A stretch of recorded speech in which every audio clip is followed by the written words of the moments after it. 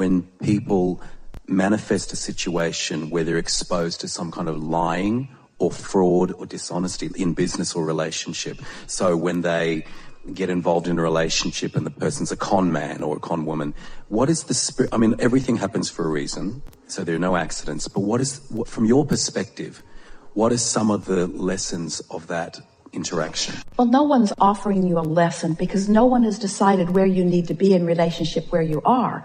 You're the one who is, through life experience, setting the bar for yourself. You're the one who's creating the vortex version. And so it's only the distance between what you've become and what you're allowing yourself to be that equals your life experience.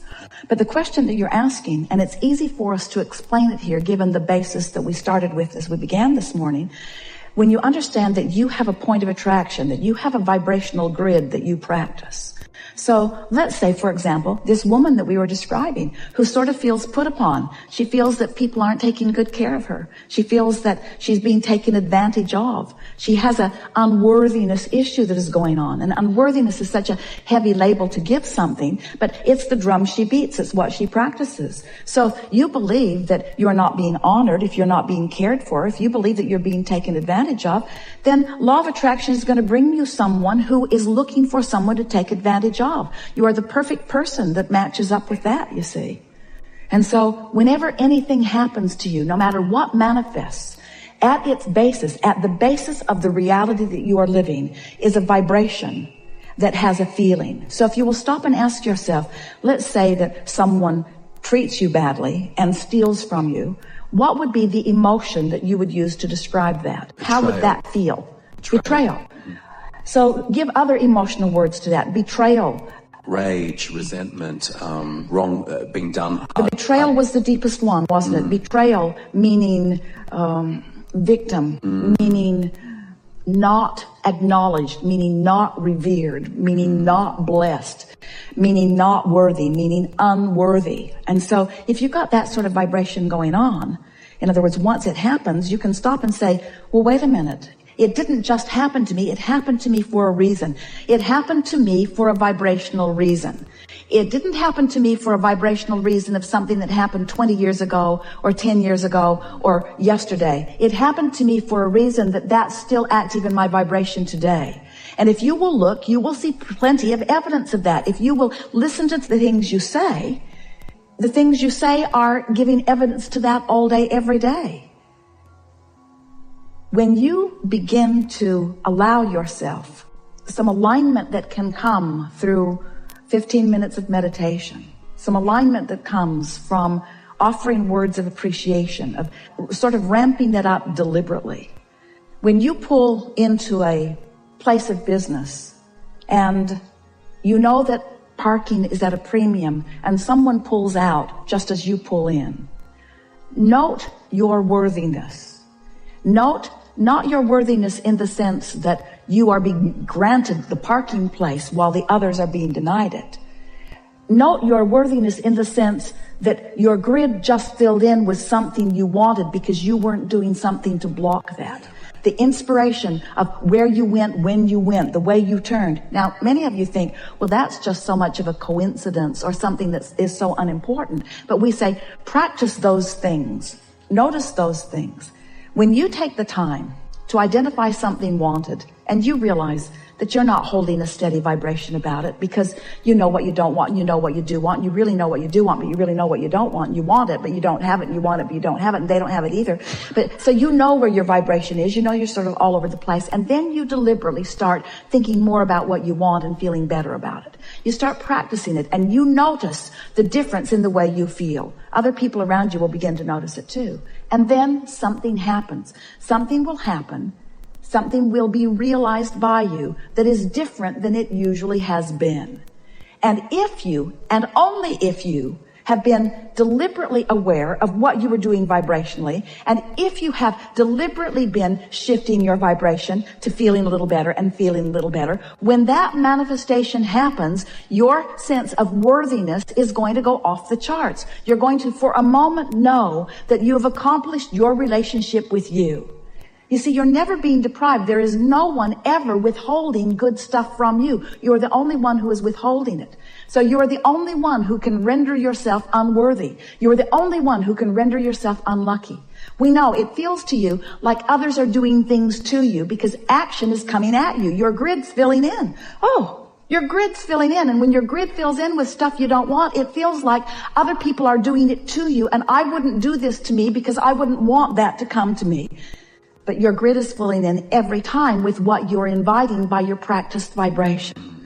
So when you get that, when you discover that, and the only way, we're never encouraging you to walk around noticing the negative emotions that you're feeling and trying to change them, because that's trying to defy law of attraction. When you say, I'm not going to think about that anymore, I'm not going to think about that thing that I'm thinking about, because when I think about that thing that I'm thinking about, then I'm thinking about something I shouldn't be thinking about, and I'm not going to think about that thing that I'm thinking about. You're thinking about that thing that you don't want to think about. And law of attraction is making it a whole lot easier to keep thinking about that thing you don't want to think about, because now evidence about that thing you don't want to think about is coming. Now you're really thinking about it. Now you're talking about it, and you're blogging about it. Now there's a momentum in everything that you're giving your attention to. So you have to decide that you're going to break the momentum, not by stopping thinking about that, but by beginning thinking about that.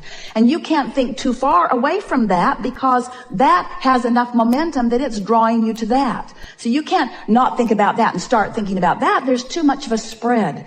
You have to gently, if a train is going 100 miles an hour that way and you want it to go 100 miles an hour that way, you don't want it to happen suddenly. It would be hard on its contents. You know that the momentum will slow, and then you can begin again. And so that really is what changing the direction of your thought is about. It's about slowing the momentum that isn't serving you, and then beginning the momentum that does serve you. Right. That's why getting into those general statements helps you the most. So slowly forgiving over time a situation of fraudulence, and not trying to do it overnight, but just going, that happened for a reason, I invited it, it's teaching me how to go for what I do want, and doing it gradually. That's what we would do. We would welcome every negative emotion that we feel, because without negative emotion, you would not know positive emotion. Without knowing what you don't want, you could not know what you do want, and it is all part of the process. This deliberate creating thing is really a wonderful thing. You've all come wanting to mold the clay, and the clay in this case is the energy of your mind, you see. So when you are standing right in the middle of your life experience and you are aware of what you are perceiving, and if you are aware that what you're perceiving isn't pleasing you very much, if you could just take away from this gathering just one law-based, so important thought: it's my perception of this that is hurting me, not what it actually is. Now, we know that feels like a stretch, but if you could start by saying, it's my perception of this that is hurting me. Because you see, you can control your perception. You can't control what you think it is. Yeah. But you can control your perception. You can go more general, or you could think about it less often, or you could think about other things. You have the ability to alter your perception about everything. And there are a lot of you, even in this audience, who say, I didn't think I was supposed to be altering my perception. I thought I was supposed to be sort of evaluating the pros and the cons and the pluses and the minuses. And we say, yes, of course you're doing that, because that's how you come to your conclusions of preference. But it is not your job to get rid of the unwanted. It is your job to tune it out of your frequency. When you turn your radio on and you want to hear a particular broadcast, you don't condemn the other stations that are broadcasting. You just tune your tuner. You could spend all day, every day, well, I don't want that, and I certainly don't want that, and I certainly don't want that. Just tune the dial to what you do want. It will be there loud and clear. And the more often you tune that dial, then the more easy it will be. You'll have preset buttons for that all the time. In other words, it will just be easier and easier and easier. The universe is delivering to you. We started to say the universe will bring you what you want. Then we wanted to add to that by saying the universe not only is bringing you what you want, but a better way of saying it is the universe is bringing you what you are broadcasting. And now we want to say even more clearly, the universe is bringing you what you've practiced thinking about. So if you make a decision that you're going to feel differently, it will be easier for you to practice vibrations that will serve you better. There's so much we want to say to you. You can feel the power of your wanting. You can feel the clarity of who you are. And so I want to give you something here that is going to take you into a place that you have not been before. So just relax and enjoy this explanation. It will serve you really, really well. So you are sifting through the variety and you're coming to personal preferences about what you want. And those preferences are being known, acknowledged, and tended to by the larger part of you. And now you have a relationship between you and you, a relationship that you can feel emotionally. If you had not expanded to a new place, you could not feel the discord of not going there. So every bit of negative emotion that you feel is a lovely indicator of your new expansion. Don't you like knowing that? Mm-hmm. If you hadn't become this, then this wouldn't feel uncomfortable. And having become this is everything. That's why you came forward, for eternal, joyful expansion. So if there is one thing that if we could zap you with, we would. We can't, so we won't, but we want you to get it anyway. If there's one thing that we would really like you to understand, it's that where you are is perfect, perfect, perfect, perfect, perfect from our point of view. You haven't done something wrong. There is not something that you need to change. Where you stand is in this perfect relationship between a more expanded version of you maybe than you are allowing, but it's perfect where you are because now you get to do something about closing that gap. And that is what life is. If you're worried about what you haven't yet achieved, you got to give that up because there's always going to be way more than you haven't achieved than that you have achieved because you are eternal beings and you're not ever going to get it done. So you must make peace with the never-endedness of the journey. So often our physical friends say, well, when I get over there, when I find that lover, or when I get into that new house, or when I find that job, or when, then I will feel happy. And we say, no, you won't. Because that's a flawed premise that you are operating from.